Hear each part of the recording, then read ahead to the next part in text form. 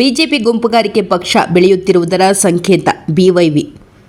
BJP ರಾಜ್ಯಾಧ್ಯಕ್ಷ BY Vijayendra ರಾಜ್ಯದಲ್ಲಿ ಕಾಂಗ್ರೆಸ್ ಸರ್ಕಾರದ ದುರಾಡಳಿತ ಹಾಗೂ ಭ್ರಷ್ಟಾಚಾರಕ್ಕೆ ಆಡಳಿತ ಪಕ್ಷದ ಹಿರಿಯ ಶಾಸಕ ಬಿಆರ್ ಪಾಟೀಲ್ ಮಾಡಿರುವ ಭ್ರಷ್ಟಾಚಾರ ಆರೋಪಗಳು ಹಿಂದೊಂದು ಲಂಚಗುಳಿತನದ ಸರ್ಕಾರ ಎಂಬುದನ್ನು ಸಾಬೀತುಪಡಿಸುತ್ತದೆ.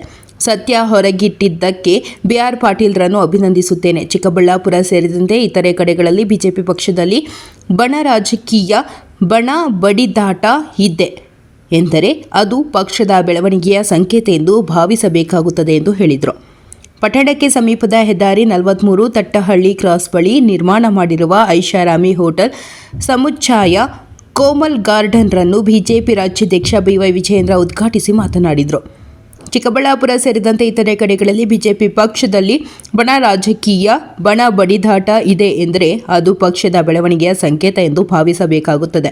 ರಾಜ್ಯದ ಭ್ರಷ್ಟ ಸರ್ಕಾರದ ವಿರುದ್ಧ ಬಿಜೆಪಿ ನಿರಂತರ ಹೋರಾಟಗಳನ್ನು ರೂಪಿಸುತ್ತದೆ ಎಂದ ಅವರು, ಪಕ್ಷದಲ್ಲಿನ ಗುಂಪುಗಾರಿಕೆಯನ್ನು ಮುಂದಿನ ದಿನಗಳಲ್ಲಿ ಸರಿಪಡಿಸಿಕೊಳ್ಳುತ್ತೇವೆ ಎಂದರು.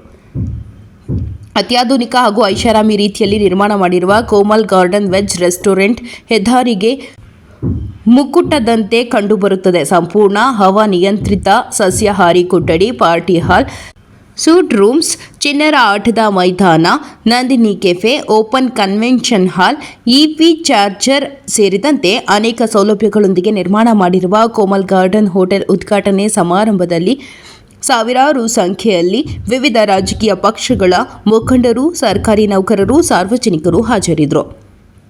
ಕೋಮಲ್ ಗಾರ್ಡನ್ ಉದ್ಘಾಟಿಸಿದ ಬಿವೈ ವಿಜಯೇಂದ್ರ ನಂತರ ಐ ಲವ್ ಭಾಗ್ಯನಗರ ಎಂಬ ನಾಮಫಲಕವನ್ನು ಉದ್ಘಾಟಿಸಿದರು. ನಂದಿನಿ ಕೆಫೆಯನ್ನು ಚಲನಚಿತ್ರ ನಟ ಪಿ ಸಾಯಿ ಕುಮಾರ್ ಉದ್ಘಾಟಿಸಿದರು.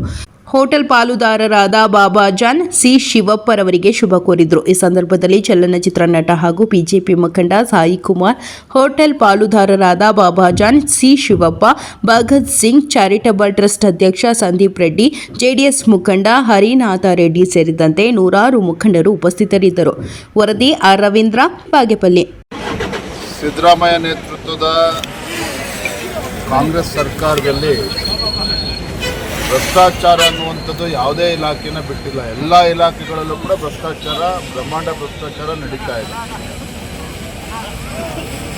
ಇವತ್ತು ಹೌಸಿಂಗ್ ಡಿಪಾರ್ಟ್ಮೆಂಟಲ್ಲಿ ಗ್ರಾಮೀಣ ಭಾಗದಲ್ಲಿ ಇವತ್ತೇನು ಬಡವರಿಗೆ ಮನೆಗಳನ್ನು ಕೊಡಬೇಕು, ಅಲ್ಲೂ ಕೂಡ ಲಂಚಾವತಾರ ನಡೀತಿದೆ ಅಂತೇಳಿ ಸ್ವತಃ ಆಡಳಿತ ಪಕ್ಷದ ಹಿರಿಯ ಶಾಸಕ ಬಿಆರ್ ಪಾಟೀಲ್ ಅವರು ಹೇಳಿರ್ತಕ್ಕಂಥದ್ದು. ನಾನು ಅವರಿಗೆ ಅಭಿನಂದನೆಯನ್ನು ಸಲ್ಲಿಸ್ತೇನೆ.